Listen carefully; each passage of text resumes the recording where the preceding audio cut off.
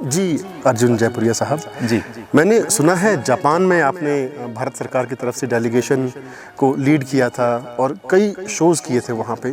कुछ हम जानना चाहेंगे कि वहाँ का एक्सपीरियंस कैसा रहा आपका?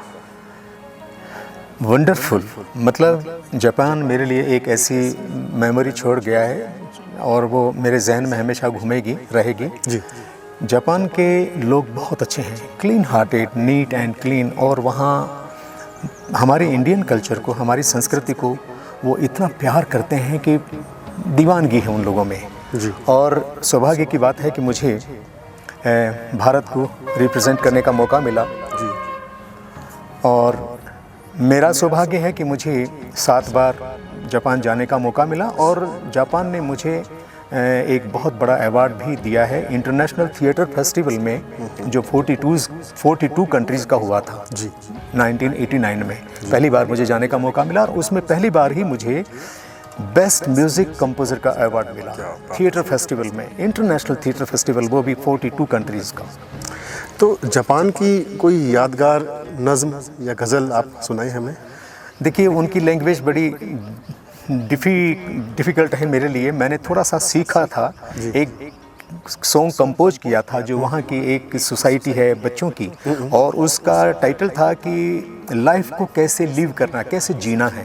तो एक वो उसके लिए हमने एक गाना उन्होंने दिया था जैपनीज़ में, उसको इस इंग्लिश में हमने ट्रांसलेट किया और फिर उसका म्यूज़िक अरेंज किया मैंने, और वो हम जापान के वेरियस पार्ट्स में हमने उसके शोज़ किए बच्चों के साथ। तो मुझे जापान ने कल्चरल एम्बेसडर का एक अवार्ड भी दिया है। क्या बात है सर, बहुत बढ़िया बात है। तो जापान के कुछ वर्ड्स जैसे वो नमस्ते को झुककर, मतलब कोई भी होगा, बड़ी सबसे अदब की बात यह है कि कभी भी आपको हेलो करेंगे, चाहे आप नॉन हैं या अनोन हैं, आपको झुककर हाय, दोम आरिगातो गोदाइमास, कोनिचिवा, आरिगातो स्त्रोसीमास। हाँ, आरिगातो गोदाइमास, स्त्रोसीमास भी होता है।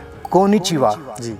एंड सायोनारा, ये कुछ वर्ड्स मैंने याद किए थे, तो अब तो मैं भूल गया क्योंकि बहुत पुरानी बात हो गई है। अभी व्यस्तता इतनी बढ़ गई है, भागदौड़ इतनी रहती है, लेकिन बहुत सारी मेमोरीज मेरे जहन में आज भी घूमती है। जापान तो जापान है, बस आई लव जापान।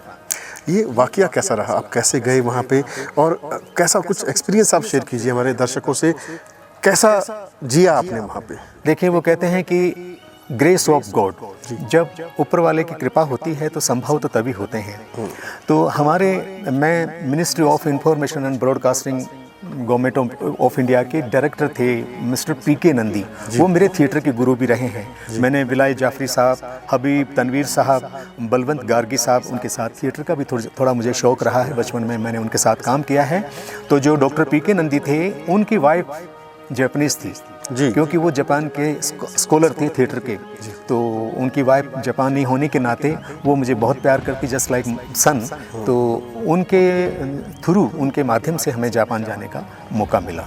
हमारी एक उन्होंने ऑर्गेनाइजेशन बनाई थी नीपा, तो उसके तहत हम गए।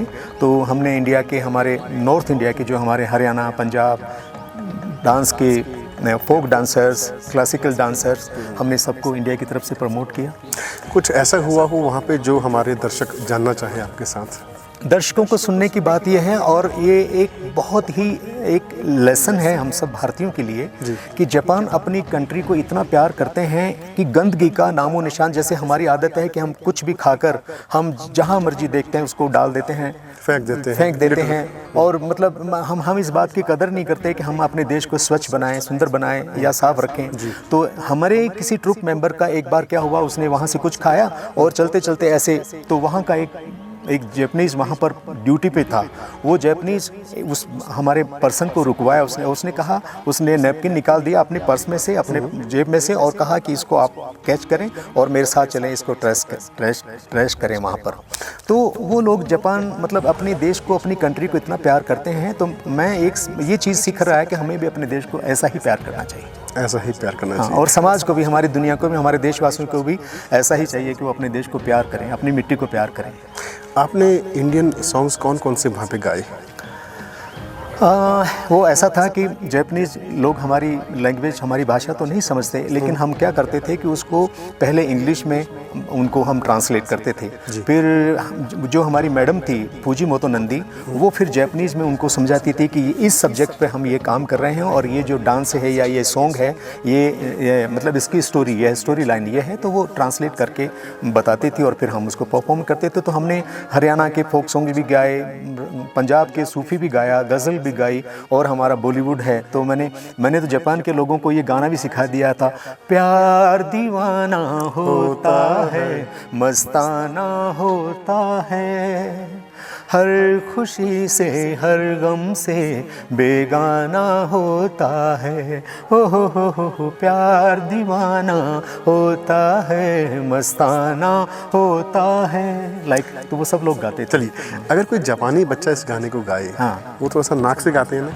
नहीं, नाक से थोड़ा सा मतलब नेज़ल आवाज़ आती है उनकी, तो अगर वो गाएंगे तो कैसा गाएंगे? ये तो मेरे लिए भी मुश्किल है, लेकिन प्यार दीवाना होता है, मस्ताना होता है, लाइक दैट। बहुत बढ़िया, बहुत बढ़िया। देखिए, जापान में आप 7 बार गए जी, तो हर बार आप कुछ ना कुछ नया वहाँ से लेके आए होंगे, तो कुछ ऐसा वाकया जो आपको और हमसे शेयर करने का मन हो? बड़े मज़ेदार है कि जापान का फूड जो है बड़ा सिंपल और बड़ा उबला हुआ, वो लोग उबला हुआ खाते हैं। हाँ, बॉइल्ड खाते हैं। मसाले तो वो जानते नहीं। हम अपने इंडिया से गए तो हम तो मसाले लोग खाने वाले लोग हैं, तो हम मसाला अपने साथ लेकर गए थे। तो हमें एक दिन होमली स्टे दिया। तो हमने कहा कि चलो, आपने हमें जापानीज़ फूड खिलाया है, हम आपको इंडियन खिलाते हैं। तो एक दिन हमने वहाँ अपने स्टाइल की एग करी बना के उनको खिलाया। तो वो जब उस एग करी को देखा तो they appreciate, wow, so beautiful, like ऐसे। और जब खाने बैठे तो उनके जो एक दो पीस में जो आंसुओं की नदी बही, और वो मतलब एक आधे मिनट में उनका चेहरा लाल होके, मतलब इतने, हालांकि कह रहे थे कि very delicious, very tasty, but spicy, we can't do it. Means अगर हमने जापान से कभी लड़ाई जीतनी हो तो उनको बस हम अपना खाना खिला दें। लेकिन हमें जापान से लड़ाई जीतने का हमारे लिए कोई स्कोप नहीं है, क्योंकि दे आर आवर फ्रेंड्स। वो हमें बहुत प्यार करते हैं, इंडिया को बहुत प्यार करते हैं, और वो तो just like our second family.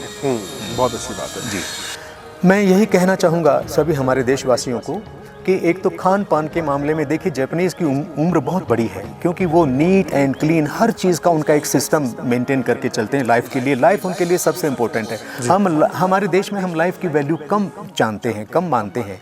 तो मैं यही संदेश दूंगा सभी भारतीयों को कि आप जापान से रहने का सलीका, खाने का सलीका, और वो बोल खाते हैं और सेहत के ऊपर बहुत मतलब सेहत के लिए बहुत कॉन्शियस रहते हैं, और उनकी उम्र भी बहुत होती है। तो इसलिए मैं चाहता हूँ कि जापान में जाके सफाई कैसे रखते हैं वो सीखें, और उम्र को कैसे बढ़ाना है वो सीखें, और अपनापन, प्यार, मोहब्बत भी उनके दिलों में बहुत। हालांकि वो हमारी भाषा नहीं समझते, लेकिन इतना प्यार करते हैं कि वो लोग जब हमें ड्रॉप करने के लिए, सी ऑफ करने के लिए आए तो उनकी हालत देखने वाली थी। जैसे हमारे देश में तो होता ना, थोड़ा सा हम मतलबी से होते हैं कि चलो काम निकल गया, दैट्स ऑल, लेकिन वो लोग बहुत प्यार करते हैं। तो मुझे जापान बहुत पसंद है, और मैं चाहता हूँ कि हर जापान में जाएं और जापानीज से कुछ सीख कर आएं। एक बात और मैं पूछना चाहूँगा, हमारे इंडियन म्यूज़िक इंस्ट्रूमेंट बहुत रिच है। पूरी दुनिया में जितने इंस्ट्रूमेंट हमारे इंडिया के पास हैं, शायद ही किसी के पास हो।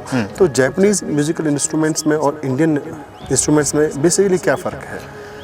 हाँ, हमारे यहाँ तो संगीत का, हमारा देश तो संगीत का भंडार है। देखा जाए तो मैं तो यही कहूँगा, मेरी जो नॉलेज कहती है या मेरा जो एक्सपीरियंस कहता है, मैंने देखा है कि संगीत की उत्पत्ति तो मैं समझता हूँ कि हमारे देश से ही हुई है। क्योंकि ऋषि मुनि और हमारे देश में पैगंबर अवतार हुए हैं, और प्रकृति की भी देन है कि हमारे देश में हर ऋतु का संगीत है। उनके पास संगीत है, उनका मेन इंस्ट्रूमेंट कोतो है। वो कोतो जस्ट लाइक स्वर मंडल की तरह से होता है, और एक संगीत नुमा भी होता है, सिंगल, जैसे हमारा एक तारा होता है। तो संगीत इंस्ट्रूमेंट तो वहाँ ज़्यादा नहीं है, लेकिन हम हमारे इंस्ट्रूमेंट्स को वो बहुत प्यार करते हैं। तो मैं जब भी जाता हूँ, कभी किसी भी कंट्री में जाता हूँ, मैं अपना इंस्ट्रूमेंट एक उनको डोनेट करके आता हूँ, उनको गिफ्ट देकर आता हूँ, याद छोड़ के आते हैं। जी। जयपुरी साहब, मैंने सुना है कि जापान के लोग टाइम के बहुत पाबंद हैं। टाइम ही नहीं, कमिटमेंट्स के भी बहुत पाबंद हैं। और उनमें अपने देश के लिए बहुत प्यार है, अपनी कंट्री को तो बहुत ही प्यार करते हैं, अपनी कंट्री के खिलाफ वो कुछ भी, और इसीलिए शायद वो लोग, क्योंकि आज तक उन्होंने किसी को रेजिडेंशियल वीज़ा नहीं अलॉट किया है, वहाँ रेजिडेंसी आपको नहीं मिलेगी। आप विज़िट करें, घूमें फिरें, वो बिज़नेस करें, वो अलग बात है, लेकिन वो आपको सिटीज़नशिप नहीं देंगे, इसलिए कि उनको मालूम है कि हमारी कंट्री को अगर किसी और देश का कोई आ गया जिसका लिविंग स्टाइल डिफरेंट है हमसे, तो हमारी देश को, हमारी कंट्री को, कल्चर को वो ख़राब करेंगे। तो इसलिए वो शायद इस मामले में सचेत है और जागरूक है। अपने विरासत के प्रति वो बहुत सिंसियर है। जी। और वो इसको खोने नहीं देंगे। और बहुत खूबसूरत कंट्री है, बहुत साफ़ सुथरी और प्रोग्रेसिव कंट्री है, मैं ये कहूँगा। और मेरा सौभाग्य है कि मुझे जो अवार्ड, कल्चरल एम्बेसडर का अवार्ड मिला, वो वहाँ की जो टोयोटा कंपनी के चेयरमैन हैं जापान के, वो, और वहाँ के आइची प्रीफेक्चर के जो गवर्नर हैं, उन्होंने मुझे एज एन कल्चरल एम्बेसडर का अवार्ड दिया। तो मैं प्राउड फील करता हूँ कि मुझे जापान जैसी कंट्री ने मुझे ऑनर किया। तो ये थे जी कुछ पल जो जनाब ने बिताए थे जापान में, और अगली बार मैं लेके चलूँगा आपको Europe. Wait, we are coming back very soon.